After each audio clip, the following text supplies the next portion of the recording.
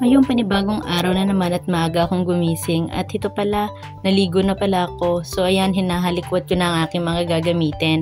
Syempre, sobrang lamig dito. Anyway, ako nga pala, 3 days na ako bago maligo. Ang hirap kasing maligo pag sobrang lamig. O ayan, binublower ko ang buhok ko para hindi tayo sipunin. Alam nyo na, mahina ang ating resistensya sa lamig.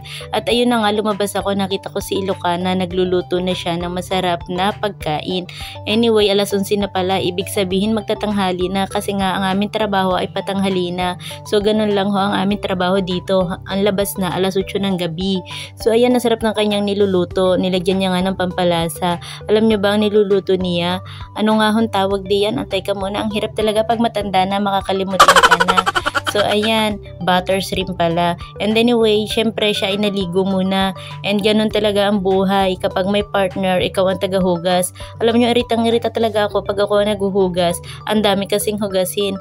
Pero syempre, kailangan mo talagang sabayan ng iyong partner. Pag siya ang tagaluto, syempre si Mr. ang tagahugas. Charot, Mr.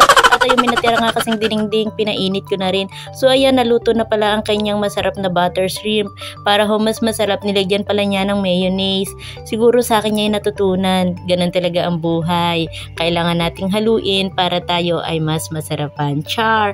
Diba ang sarap ng luto ni Ilocana? Basta Ilocana, nag-imas ang kanilang mga pagkain. So, nasanay na rin ho ako sa mga pagkain nila, kaya naman masarap ang buhay pagkasama mo ang partner mo. Char! So, ayan ho, kumain kaming dalawa. So, pasensya na kayo, hindi kami kasya sa camera. Masyado kasing malaki ang partner ko. Kasi nga ho, sasabayan ko siyang pumasok. Kaya yan, sabay na rin ho kaming kumain. Ang sarap talagang kumain at kasama kapag, ano ba ito? Pagkasama mo ang partner mo. Char-char! So, ayan, pumasok na pala kami ni Ilocana. Tuwan-tuwa siya kasi naka-experience daw siya ng snow. Kahit ho maliliit lang ang patak, nakakatuwa rin pala ang magkaroon ng snow. Syempre ho, first time kasi namin dito mag-Europe eh. Even though kami ay 2 years na ho dito, pero ngayon lang ho talaga nagka-snow ng parang medyo malakas. Pero kakapiranggot pa rin naman. Ay, pero natutuwa talaga kami. Alam niyo naman, maliit lang ho ang kaligayahan namin dalawa. So ayan, nag-hood na ho ako kasi medyo lumakas ho ang pagka-snow. Naghiwalay na pala kami ni Ilocana. Magkaiba ho kasi kami ng amo.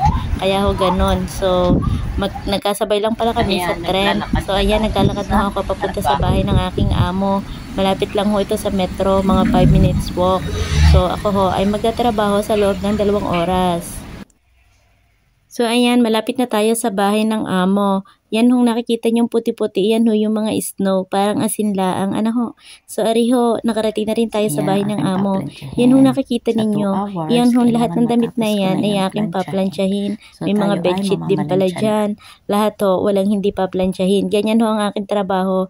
Every Monday, ako ho ay namamalansya, 2 hours lang ho. So ayan ho, masaya ho ang buhay ko kung ako ho ay nagtatrabaho dito kasi gusto ko ho ang aking ginagawa sa buhay. Anyway, mas gusto ko ho ito kaysa nung ako ho ay naging factory worker. Mas nag-i-enjoy ho ako sa aking trabaho kasi ho, mahilig ho talaga ako maglinis ng bahay, mamalansya, char-char. Hindi ho, ang hirap ho talaga mamalansya. Pag nagtanda ako, masakit ho yan sa kamay. Alam naman ho natin na ang ating puhunan na yung ating kamay. Kaya iniingatan ko rin ho itong kamay ko. Pero wala tayong magagawa kasi ang trabaho ho natin dito ay ganito. The most important is nagkakaroon tayo ng magandang trabaho at hindi tayo nawawalan ng trabaho. So masaya ho ako rito and sa lahat ho nanonood ng aking mga video, maraming salamat po at hindi po ako titigil na mag-share ng mga pamumuhay ko dito sa bansang Paris. Salamat po sa inyong lahat. Sana po ay natutuwa kayo at sa mga naiiyamot, salamat din ho. God bless you more. Bye-bye! Thank you for watching!